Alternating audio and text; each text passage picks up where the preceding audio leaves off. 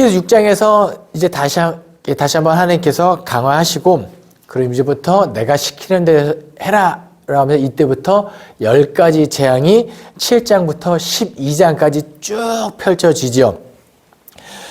네, 약간의 7장부터 12장까지 할 때 나일강, 피, 개구리, 이, 파리, 돌림병, 악성종기 이런 것들을 순서를 기억하면서 읽는 것도 재밌는데요. 그 상황에 맞는 약간 인물 묘사들을 잘 보시면 이 장면이 훨씬 재밌습니다. 처음에는 나일강에 피를 했는데 애굽의 술사들도 어떻게 했는지 염료를 썼는지 물을 빨갛게 만드는 걸 하죠. 그러니까 바로 입장에서는 약간 하나님을 안 믿는 그런 심리 묘사. 하나님께서 그런데 계속 다 보시면 하나님이 바로의 마음을 완악하게 했다라고. 그러니까 모든 사역 계획 가운데 하나님이 주도하고 계신 것을 중간중간에 계속 심어 놓으시고. 근데 예전에 제가 어렸을 때 왜 하나님께서 처음부터 바로의 그 장자를 죽여버리면 보내지 않았을까? 이런 생각을 한 적이 있었거든요. 왜 하나님께서 10가지 재앙까지 하셨을까요? 그것은 어쩌면 심판하고 싶지 않은 하나님의 마음이 좀 애굽 사람이라도 끝까지 참으시는 그런 마음도, 그 말했을 때 처음에 제사 보낼 때 보내면 되는데 그런 마음도 조금은 한번 느꼈던 적이 있었던 것 같습니다. 그 다음에 개구리 재앙, 이 재앙, 파리 재앙, 돌림병, 악성종기, 우박, 그 다음에 메뚜기, 흑암, 장자 죽음까지 쭉 있거든요. 그런데 여러분, 이 재앙들이 그냥 나오는 재앙들이 아닙니다. 이게 다 애굽의 우상들에 해당하는, 애굽의 신들에 해당하는 재앙들이거든요. 나일강은요, 이집트, 이거 보시면 됩니다. 요거. 네. 이집트의 나일강은 생명줄기거든요. 나일강을. 그쵸? 근데 그 나일강을 피로 만들어 버렸다. 그 하나님이 이제 나일강의 어떤 신보다도 위대한 하나님, 이 개념이 드러나는 거예요. 그 다음에 개구리도 이집트에서 신이었죠. 풍요를 상징하는, 배가 불룩하고 알도 막 풍성풍성 낳고 하지만 풍요의 신보다 더 뛰어난 하나님. 그 다음에 파리 재앙, 돌림병 재앙 등등등 이런 것들이 다 하나님이 애굽의 신보다 위대하다. 네. 모세는 그렇게 이제 그 애굽에다 그런 걸 만들게 했었잖아요. 네. 그럼 그 술사들은 우리 애굽 사람 아니 이스라엘 사람한테 한 거예요, 그거? 그 사람들은 못하죠. 아니 근데 했잖아. 이들을 만들게 하니까. 처음에는 그렇죠. 나 그런 질문 감사합니다. 그래서 세 번째 재앙, 이 재앙 때 8장 18절에 요술사들도 자기 요술로 그같이 행하여 이를 생기게 하려 하였으나 못하였고 이가 사람과 가축에게 생긴지라. 요술사가 바로에게 말하되 이는 하나님의 권능입니다. 우리는 못합니다. 그때부터 못 따라합니다. 첫 번째, 두 번째 재앙까지는 어떻게 이렇게 눈속임으로 따라할 수 있는데 진짜 하나님의 권능에는 따라할 수 없는 그 모습이. 감사합니다. 제가 아는 질문을 해주셔서 답변할 수 있었으면 영광. 그래서 10가지 재앙까지 해서 다 애굽의 신들을 이렇게 보다 위대한 하나님. 그래서 마지막에 메뚜기 재앙 때 이제 바로가 거의 손을 들거든요. 와. 왜냐면은 메뚜기는 지나가면 곡식을 싸그리 다 먹어치우니까. 그런데도 여전히 완악해지자 그 다음 재앙이 뭐냐면 흑암, 어두워지는 재앙이잖아요. 이집트에서 그 당시에 애굽에서 가장 높은 신은 태양신이거든요. 라라고 해서 태양신을 어둡게 만드는 하나님. 그러니까 이집트의 신 중에 가장 높은 신보다도 더 높은 하나님. 그럼 이게 10번째 재앙이어야 되지 않나? 하는데 마지막에 장자가 죽잖아요.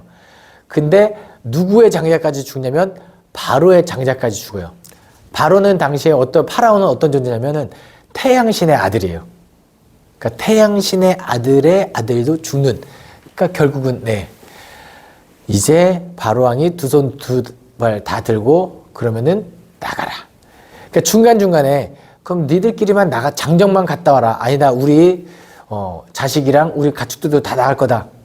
안 들어주죠. 그 다음에는 조건이 이제는 나가라. 대신 몸만 나가라. 아니다. 우리 재물까지 다 갖고 나갈 거다. 이렇게 심리 변화되는 것도 한번 보시면 좋겠습니다. 10가지 재앙까지 다 할 때 애굽의 장자가 죽는데 아주 중요한 사건이 나오죠. 바로 유월절 사건입니다. 12장입니다. 출애굽 그 10가지 재앙까지 해서 11장까지 쭉 다 왔고요. 출애굽기 12장에서 유월절 규정이 나오는데요. 12장 5절, 6절, 7절 너희 어린 양은 흠없고 1년 된 수컷으로 하되 양이나 염소 중에 취하고 이달 열 나흘 날까지 간직하였다가 해질 때 이스라엘 회중이 그 양을 잡고 그 피를 양을 먹을 집 좌우 문설주와 임방에 바르고 이것을 가만히 살펴보면 누가 떠오르면 좋으냐면 예수 그리스도가 떠오르시면 됩니다. 그래서 유월절 어린 양 예수 그리스도가 되는 거예요. 그 피로 말미암아 이 개념입니다. 그때 애굽의 전역에 하나님이 쭉 돌면서 장자는 다 죽어나가는 거잖아요. 그런데 하나님이 뭘 보고 넘어가시죠? 피, 문설주와 임방을 보고 그 집은 넘어가는 거예요. 넘을 유자에 넘을 월자를 씁니다. 유월절이. 그쵸? 다 넘어가는 거예요. 이 개념이 로마서 3장 25절에 이렇게 나와요. 이 예수를 하나님이 그의 피로써 믿음으로 말미암아 화목 제물로 세우셨으니 이는 하나님께서 길이 참으시는 중에 전에 지은 죄를 간과하심으로 자기의 의로우심을 나타내려 하심이니 간과가 넘어가는 거거든요.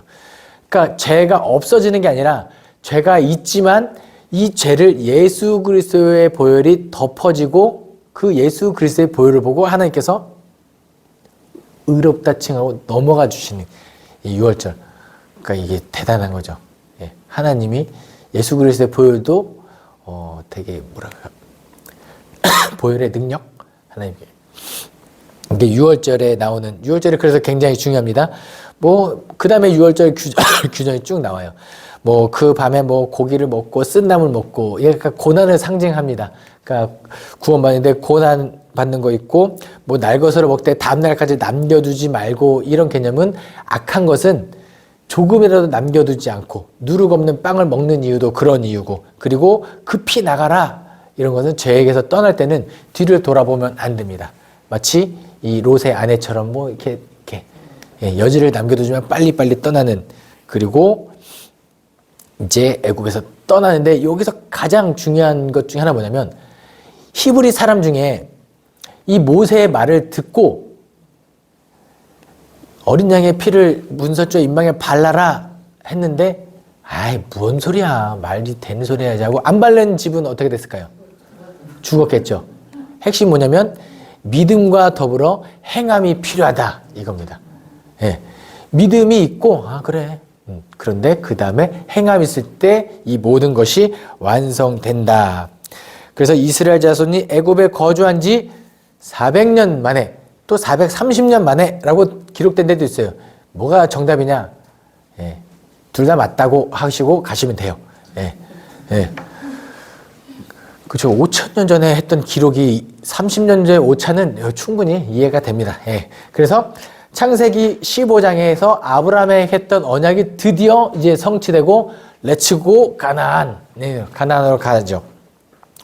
그래서 출애굽기 13장에서 무교절 예식을 하죠. 이제 무교병을 먹고 6월절로부터 7일 동안 6월절을 기념하는 날이 무교절입니다. 아마 이때 그렇게 먹었던 것을 나중에 절기로 만들어서 예식이 이렇게 나왔던 것 같고요. 그리고 이제 원래 애굽에서 가나안 땅까지 육로로 빨리 가면 10하루길 이 정도면 갈 수 있거든요. 근데 홍해의 광야길로 가지 않은 이유는 거기에 애굽의 국경 수비대가 있어요. 그러니까 국경 수비대로 한다면 다른 나라가 쳐들어오는 것을 막는 군대거든요.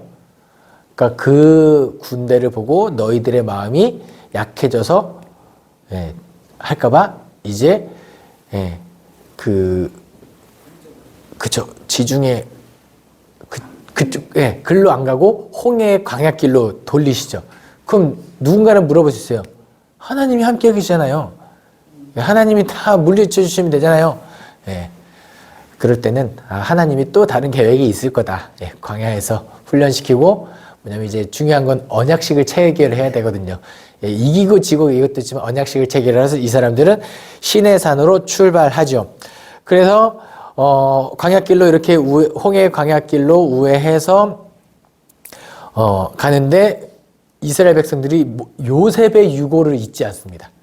이 사람들도 대단한 민족들이죠. 요셉이 죽은지 그거 요셉의 유골 같은 거 두고 다니는데 이것을 가지고 나오는 거. 그리고 하나님께서 낮에는 구름 기둥, 밤에는 불 기둥.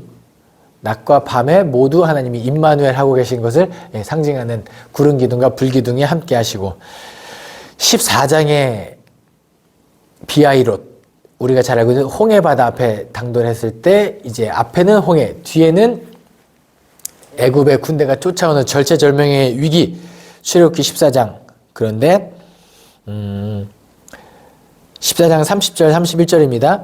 그날에 여호와께서 이같이 이스라엘을 애굽 사람의 손에서 구원하심에 이스라엘이 바닷가에서 애굽 사람이 죽어 있는 것을 보았더라.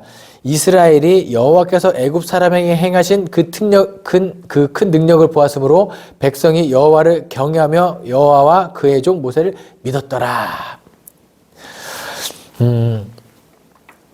이 모든 구원을 하나님께서 하신 것을 눈으로 목격했죠. 그리고 이것들이 증거가 돼서 하나님도 믿고 다 여호와도 믿고 모세도 믿고 됐는데 이게 14장에서 이 홍해바다를 건넌 다음에 15장에 넘어가면 이제 모세와 미리암이 찬양하는 장면이 나와요. 내가 주를 찬송하리 높고 영화로우신 주 말과 적군을 죽이셨네 뭐 이렇게 노래하면서 막 소고치고 꽹가를 울면서 찬양을 해요. 그리고 사흘길이 지났을 때 바로 또 하나님 원망하는 장면이 나옵니다. 마라라는 지역에 이르렀을 때 물이 없어서 죽겠다.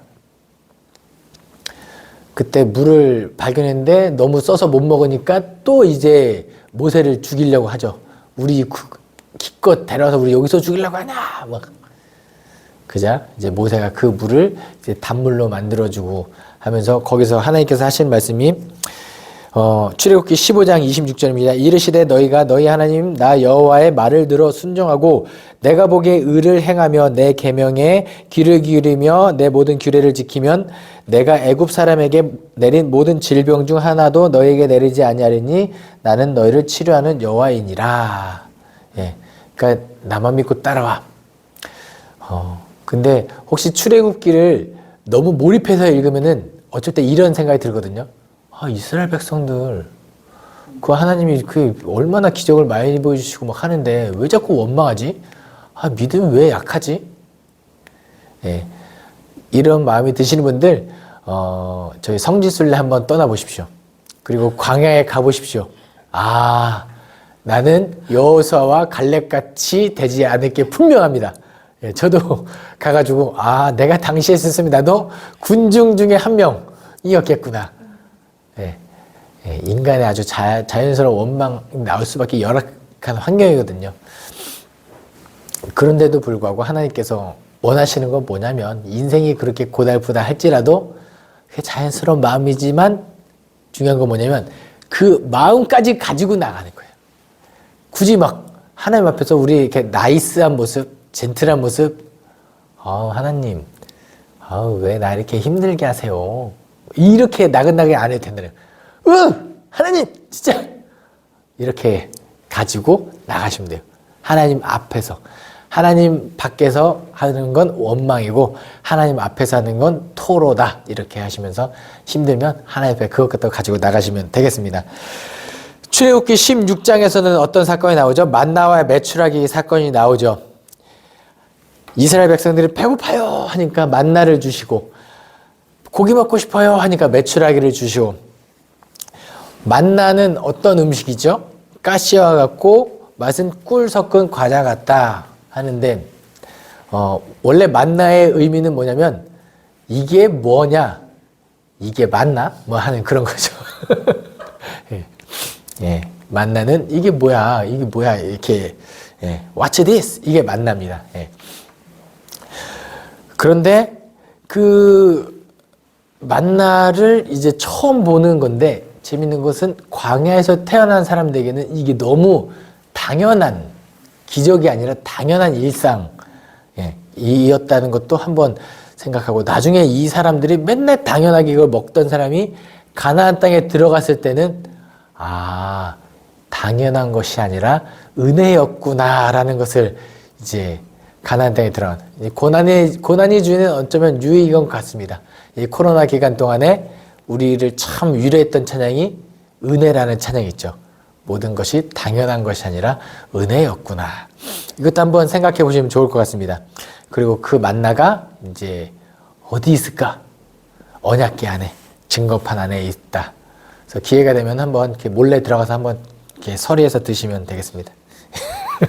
그러면 안 되겠고요. 예. 그리고 출애굽기 17장에서도 아주 중요한 사건이 나오는데요. 이 르비딤이라는 지역에 도착하거든요.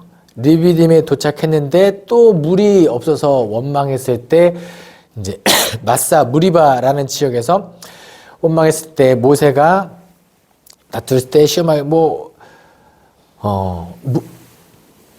이렇게 돌을 탕탕 쳐가지고 이제 물을 내주잖아요. 근데 이 무리바라는 지역의 이름은 뭐냐면 이스라엘 자손이 다투었으며 또는 그들이 여호와를 시험하여 이르기를 여호와께서 우리 중에 계신가 안 계신가 하였음이더라 라가 무리바의 지명의 의미입니다. 그럼 왜 지명의 이름을 애매한 걸로 지어놨을까요? 기억하자는 거거든요. 우리가 여호와를 원망했었다. 다시는 원망하지 말자가 이 무리 지명의 다 의미예요. 그래서 여러분들 다 아마 이름 뜻이 있을 거예요. 그러면은 다 이름값 하시기 바랍니다. 그리고 우리가 공통적으로 갖고 있는 이름이 그리스도인, 그 이름값을 잘 할 수 있었으면 좋겠고요. 또 르비딤에서 어떤 일이 벌어지냐? 아말렉 사람이 쳐들어와요. 아말렉 군대가 쳐들어오는데 이게 우리가 잘 아는 사건, 모세가 손을 들면 이기고 손을 내리면 지는 그 사건, 여기 벌어지는데 아말렉 군사가 정면에서 싸우지 않고 뒤에 쳐져 있던 노약자들을 이렇게 노력하고 이것이 여호와 보시기에 악했던 것 같아요. 그래서 나중에 신명기 쪽 가면은 신명기 쪽에 가면은 모세가 뭐라고 이야기하냐면 이 역사 속에서 아말렉을 지워버려라 이 구절이 나옵니다. 그 아말렉을 지워버려라고 했던 그 민족적 사명을 누가 이룰 뻔했냐면 사울 왕이 이룰 뻔해요. 아말렉 왕 아각과 전투에서 사무엘이 뭐라고 합니까? 그 모든 것을 다 죽여라, 진멸해라, 짐승까지도 아말렉을 지워버리는 그것을 할 뻔했는데 사울이 아말렉 왕 아각도 살리고 좋은 것은 빼두죠. 사무엘에 와서 책망하죠. 왜 그러냐 너? 왜 그러냐 너? 그러니까 사울이 핑계가 되긴 하죠. 좋은 것을 하나님께 제사드릴. 그래서 유명한 말. 순종이 제사보다 낫다. 이게 다 아마 이 역사적 맥락에 흐르는 거거든요. 그리고 나중에 또 누가 다윗이 아말렉과 싸워서 이기는 장면이 나오는데 그때까지도 여전히 아말렉을 지우진 못했던 것 같아요. 그래서 쭉 아말렉과 이스라엘의 그 갈등이 어디로 이어지냐면 에스더로 이어집니다. 에스더 보면은 유대 민족이 그 하만 때문에 민족이 다 말살될 뻔하죠. 근데 하만이 어디 사람이라고 표현되냐면 아각 사람 하만이라고 기록이 돼요. 아각 방금 내가 강의를 들었을 때 뭐죠? 아말렉 왕 아각 사울이 죽였어야 될 왕. 그러니까 이 에스더의 이 하만은 아마 아말렉 족속. 그러니까 계속 거기까지 역사적으로 결국은 성취를 못하죠. 요거까지 알고 이제 나중에 에스더까지 가면 또 재미있을 겁니다. 그래서 출애굽기 17장에서 르비딤의 물 사건과 그날 아말렉과의 전투, 여호와 니시 주는 나의 깃발이다까지 하고 18장에서는 이제 여전히 르비딤에 있을 때 누가 찾아와요? 이드로가 찾아옵니다. 이드로 가서 반가워 사위 뭐 이러면서 얘기하고 있는데 아니 뭐 사위랑 밥 한 끼 먹을 시간이 없는 거예요. 왜요? 모세가 너무 저거 하니까 재판만 하고 있으니까 이스라엘 모든 사람들이 와서 나 재판해달라 뭐 우리끼리 뭐 다툼이 이거를 하고 있으니까 너 그러다 죽어 막 이드로가 그렇게 하죠. 이렇게 하는 것이 옳지 못하다 그러면서 사람들을 세워라 그러면서 기준을 세우지 아무나 세울 수는 없고 기준은 능하실 불입니다. 능하실 불 뭐냐면 능력 있고 하나님을 경외하고 진실하고 불의를 미워하는 사람을 이제 세워가지고 천부장, 백부장, 50부장, 천부장, 백부장, 50부장, 10부장을 세워서 이제 그 안에서 해결될 수 있는 거는 다 하고 그 100부장 이상 도저히 해결 안 되는 사람들만 와서 이제 성사할 수 있도록 편해지다. 근데 여기서 재밌는 건 뭐냐면 이 사람에게 조언을 해준 사람이 누구냐라는 거예요. 하나님을 믿는 사람, 하나님의 존재는 아는 사람이죠. 미디안의 제사장입니다. 이드로는 미디안의 제사장이에요. 근데 미디안의 제사장이 모세를 찾아와서 하나님이 너희들에게 했던 일들이 놀랍다고 찬양을 하긴 해요. 그리고 조언도 이방인이 한 거죠. 그러면서 여기서 어떤 메시지를 우리가 도출할 수 있으면 좋겠냐면 우리 기독교는 폐쇄적인 그러니까 하나님의 진리를 수호하고 거룩한 구원이 하나님에게밖에 없다는 그 진리는 이제 우리가 고수해야 되는 건 맞는데 요즘 안타까운 소식은 뭐냐면 기독교 너무 꽉 막혔다. 기독교는 다른 사람 말을 듣지 않는다. 고지식하다. 이런 공동체 사실 아니거든요. 미디안 제사장이 옳은 말하면 그 말에 겸허하게 그게 맞네요 라고 들을 수 있는 귀가 열려 있어야 됩니다. 그러니까 믿음과 상관없는 거예요. 이런 거는. 그쵸? 요즘에 왜 밖에서 기독교를 막 욕하는 사람들이 있겠죠. 그럼 우리는 대부분 이렇게 변명을 합니다. 잘 몰라서 그래. 기독교가 좋은 일을 얼마나 많이 하는데. 근데 가만히 생각해 보면 우리 당연할 걸 해야 되는 거거든요. 그러니까 아이를 키울 때 밥 먹는 걸로 칭찬하지 말라는 오은영 박사님의 말이 있었습니다. 당연한 행동에 대해서 칭찬을 해주다 보려면 이제 더 이상 칭찬이 아닌 게 되는 그런. 그러니까 우리는 당연한 걸 한 거거든요. 구제하고 사회를 돕고 우리 그리스도인으로 마땅히 해야 될 일을 마치 우리를 알아봐주는 그게 아니라 그리고 사회 이런 밖에서 우리를 어떻게 인식하고 하는 말들을 귀를 닫지 말고 듣고 우리가 고쳐야 될 건 고치고 그런 것까지 이 출애굽기 18장의 이드로의 말에 그렇게 우리가 받아들일 수 있었으면 좋겠습니다. 출애굽기 19장 드디어 마밤 시내산에 도착했습니다. 이스라엘 백성들이 왜 시내산으로 왔냐라고 물어보면 하나님이 거기 계시기 때문에.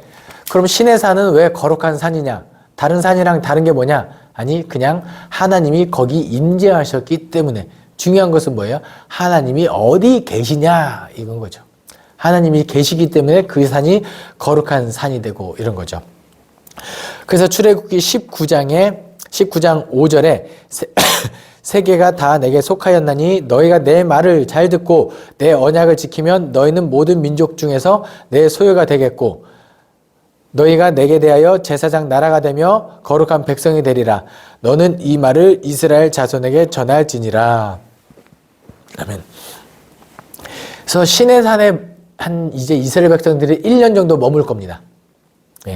1년 정도 머물면서 그 시내산에서 언약 돌판도 받고 성막을 어떻게 만들어지는지도 그 방법도 듣고 성막도 짓고 궁극적으로 하는 게 뭐냐면 언약식을 체결할 거예요. 하나님과 민족과의 언약식 체결. 언약식을 체결하는데 이제 19장에 도착해서 20장에 딱 가면은 십계명이 나오죠. 이거 뭐냐면 언약식을 체결할 건데 약관에 동의하겠습니까? 약간 이런 느낌이 나와요. 십계명 지키겠니?